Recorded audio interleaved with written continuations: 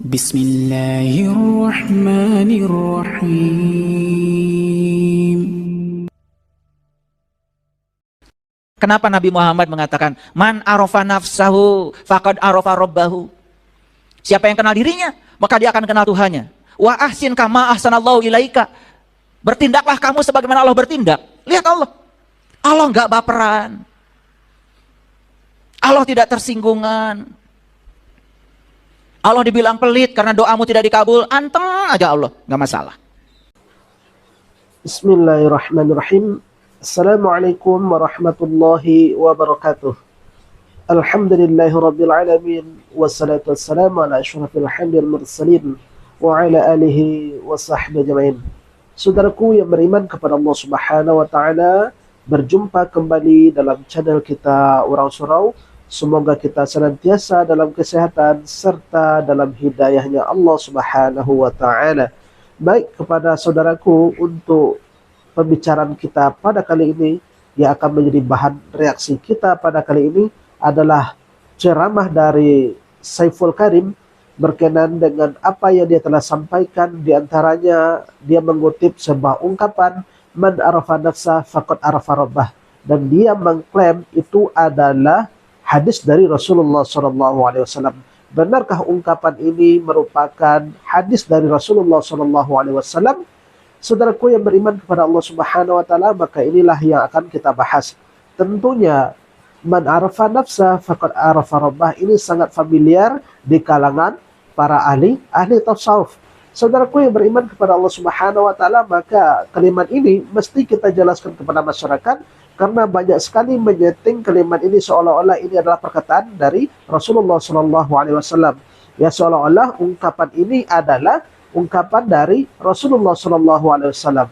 Saudaraku yang beriman kepada Allah Subhanahu wa taala, apa yang disampaikan oleh Imam Az-Zarkashi mengutip perkataan Imam Sam'ani bahwa beliau mengatakan ungkapan ini bukanlah hadis dari Rasulullah SAW, melainkan ini adalah ungkapan dan ucapan seorang sufi yang terkenal, ya, tokoh sufi yang terkenal, yakni Yahya bin Mu'az Ar-Razi.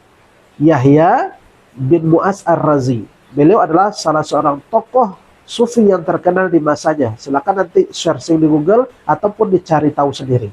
Nah, inilah yang sering beredar di dalam kehidupan kita ini, di dalam banyak hal dikutip oleh para mereka yang belajar ilmu tasawuf, yang mengatakan bahwa itu adalah hadis Rasulullah, tapi ternyata itu bukanlah hadis dari Rasulullah SAW. Kemudian apapun yang disampaikan oleh Imam As-Sayuti mengutip perkataan Imam An-Nawawi rahimahullah, beliau mengatakan qad su'ila anhu An-Nawawi fi fatawihi faqala innahu laisa bithabitin.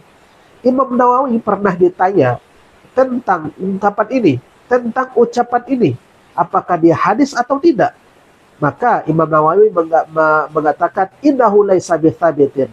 Sesungguhnya ungkapan itu tidak memiliki validasi akan hadis. Artinya ini bukanlah hadis. Bahwa ungkapan ini bukanlah hadis, silakan nanti dilihat dalam Al-Hawilil Fatawa juz 2 halaman 288. Jadi sebuah kesimpulan kita ambil bahwasanya apa yang dikutip oleh Saiful Karim yang mengatakan bahwa man arafa nafsa itu adalah hadis Rasulullah, ternyata itu bukanlah hadis seperti apa yang telah kita jelaskan tadi, seperti apa yang telah disampaikan oleh para imam kita, ya, bahwasanya ungkapan itu bukanlah hadis. Ini yang pertama. Kemudian yang kedua, Saiful Karim mengutip potongan ayat, yakni surah Al-Qasas ayat 77, kalau nggak salah, a'udzubillahi minasyaitonirrajim, bismillahirrahmanirrahim, ahsin kama ahsanallahu ilaik. Saiful Karim menerjemahkan berbuatlah sebagaimana Allah berbuat. Sebetulnya bukan seperti itu terjemahnya, tetapi terjemahnya adalah berbuat baiklah, bukan berbuatlah. Berbuat baik dengan berbuatlah berbeda, ya. Berbuat baiklah sebagaimana Allah telah berbuat baik kepadamu. Itulah terjemahan yang lebih tepat. Kalau saya pastikan sholat saya diterima oleh Allah. Pasti. Kenapa? Loh, saya bisa ukur kok. Sholat itu kata Allah, aqimis sholat, inna sholat tanha anil fahsya wal munkar. Sholat itu kau lakukan, kalau engkau melakukannya benar, benar, kamu akan terbebas dari perbuatan keji dan munkar. Salat bukan tujuan, salat itu adalah alat untuk mencapai tujuan. Apa tujuan salat? Terbebas dari keji dan munkar. Kita tahu bahwasanya yang menerima amalan seseorang itu adalah Allah Subhanahu wa taala. Jadi kita tidak bisa memastikan apakah ibadah kita diterima oleh Allah Subhanahu wa taala karena tidak ada bukti langsung dari Allah Subhanahu wa taala bahwa ibadah kita diterima oleh Allah Subhanahu wa taala.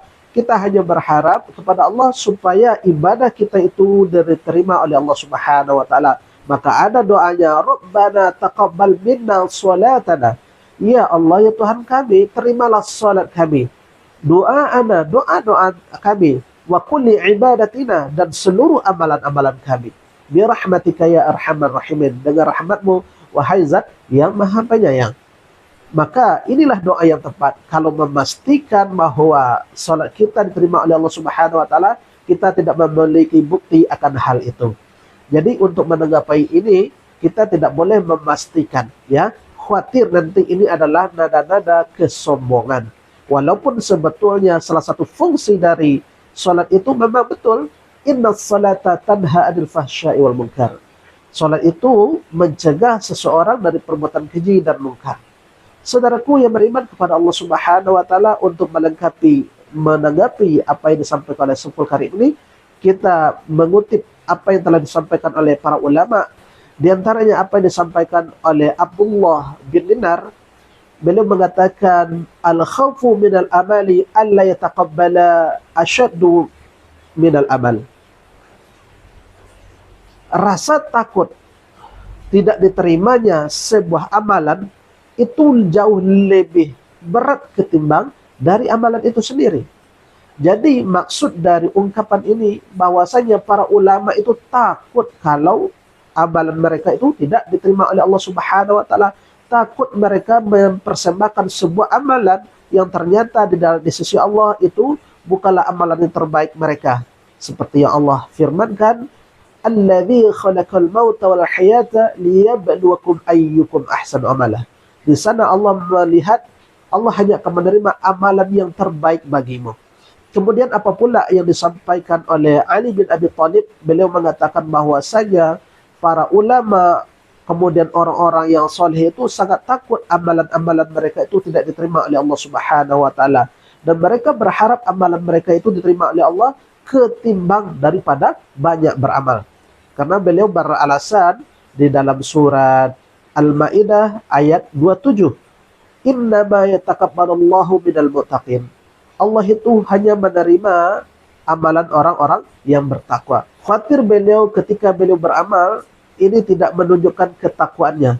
Artinya amalan mereka itu khawatir tersisipi, kemudian tercoret ataupun tergores oleh rasa riya kepada Allah Subhanahu wa taala. Sehingga dengan amalan itu rusaklah amalan mereka. Makanya ada kekhawatiran mereka, amalan mereka tidak diterima oleh Allah Subhanahu wa taala.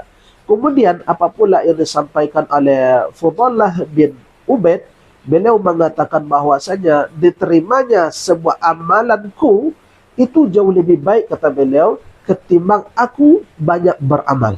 Diterimanya satu amalan di sisi Allah itu jauh lebih baik daripada dunia dan seisinya. Artinya amatlah penting, amatlah berharga sebuah amalan diterima oleh Allah daripada banyak beramal tapi tidak diterima oleh Allah Subhanahu wa taala.